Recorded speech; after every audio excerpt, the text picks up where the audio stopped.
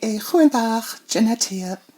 Today I'm going to do my first making of a walkthrough, and it's for the entry to the Loopop Mega Contest competition, where he recorded a few synthesizers at Superbooth 2021. And yeah, the competition was to make a song only using those samples. So, in this video, I'm first talking a bit about the writing and MIDI sequencing, then the audio recording, processing, and finally my workflow and environment, because that is quite tricky and somewhat niche and special.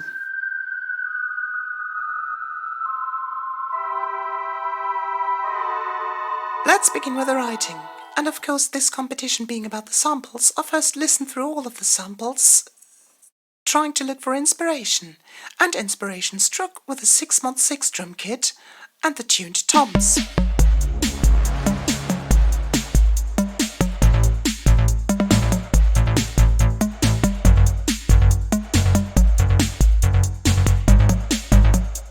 So this happened, and I quickly threw that aside as being far too obvious. So I went at it again and thought, what could I do which is not that obvious? And I came to the conclusion that I wanted to do a bit of soundtrack symphonic work. So I chose a new set of samples, playing around with a few ideas and matching up the sounds. Then it was off to the writing session in the MIDI sequencer, which looks like this. Yes, very old-fashioned, I know. So also the writing process was very linear, very conservative, as much as the use of the samples, so there was no editing, no filtering, just shortening the release on the Waldorf M bass. So the recording process was linear, and I recorded at first in quite long sections, about 20 to 24 measures, which is easy enough because that was just finding out the voicing and playing.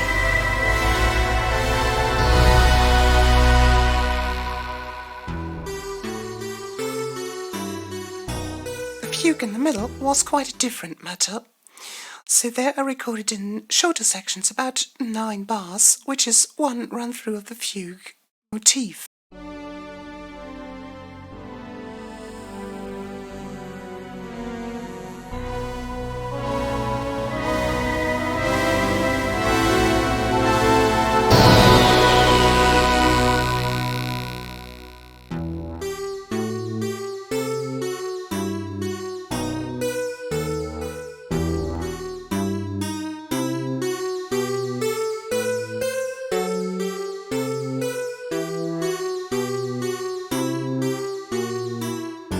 As you can hear, everything was recorded at the same tempo, about 120 beats per minute.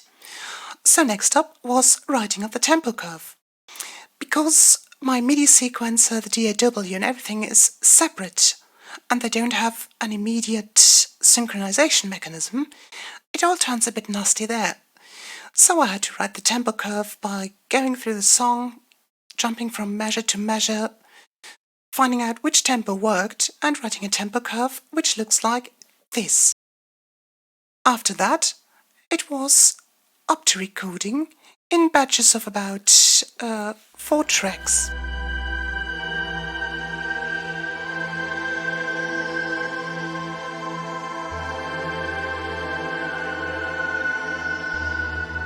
Now we're all about audio, let's take a look at the DAW and at the real audio production and mixing.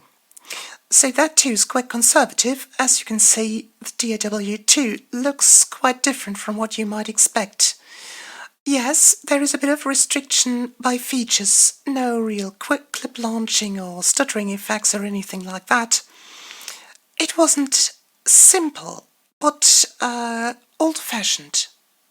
So really just what you could expect from a 70s or 80s production, with a bit of stereo balancing, reverbs, chorus delay, phasers, a little bit of tube saturation, and of course EQ, filters and compression for low and high cuts.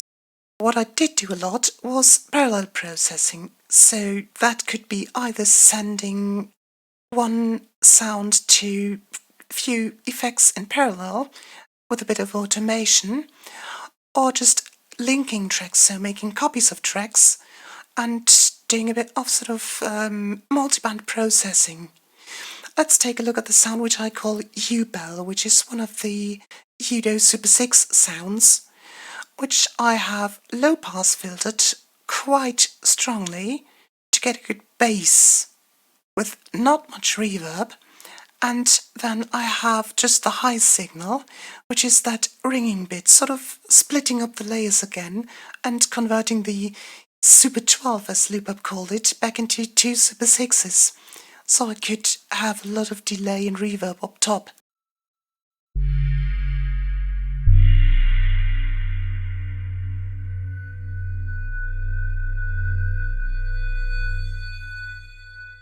Next, we should talk a bit about automation.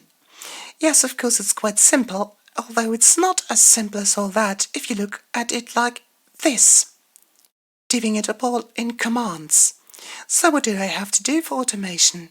Go through the piece, mark times, find special moments where things should happen, and then a linear controller is just a long command line saying which effect to control, which parameter to control, then the low and high values, the number of points that I want, and then writing up the points. It's always pairs of time in seconds and a value between 0 and 1.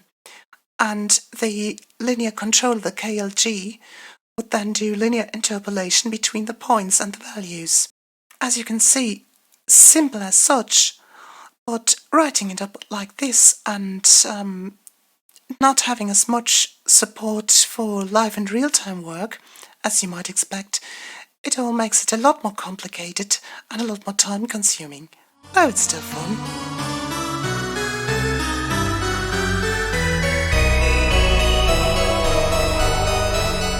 At last, let us talk a bit about my environment and my workflow.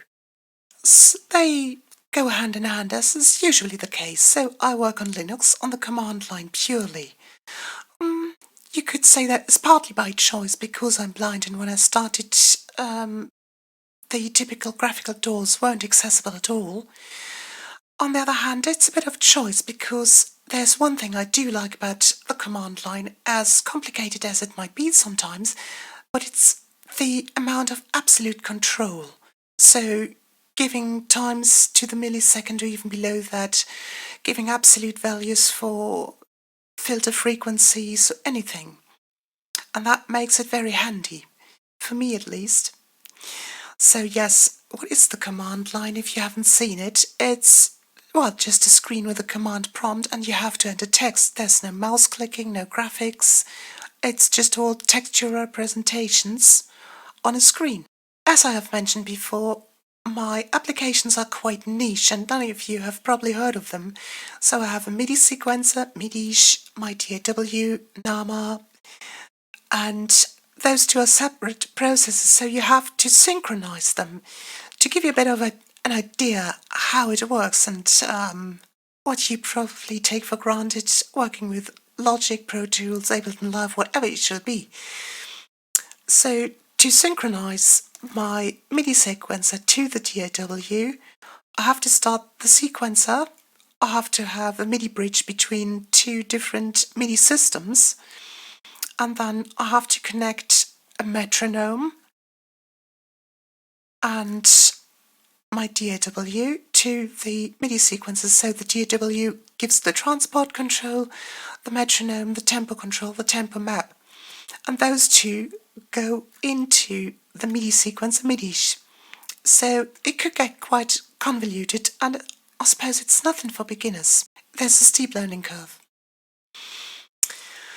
So, taking a look at my DAW NAMA, you've already seen a picture there. So, how does it work? Well, I suppose you could say there's a little bit of similarity to Reaper in that you just have tracks. Okay, tracks are called tracks and bosses, but in the end, they all behave like tracks. So, as far as I know about Reaper, you just have items, and an item can be everything. So a normal track is just a track that has one audio input, one audio output, and a send, whereas a bus has apparently multiple inputs and one output plus a send, so it doesn't really have multiple inputs. It has sort of a vortex in the audio graph as an input, and you connect or send multiple tracks to that. So if I want to do a classic send, say my source audio going into a reverb, I create a second track.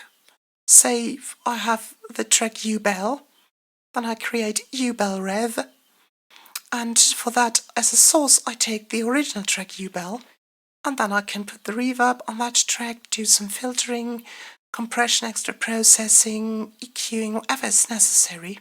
Finally, if I want the whole U-Bell track with all effects in one, I best move them to a bus and bounce that to disk. So that is how I work. I hope it was interesting, if slightly, as I say, convoluted, complicated. Certainly it's fun, and certainly it is a way to make music be productive, so it doesn't all have to be the way with Ableton Live or Logic.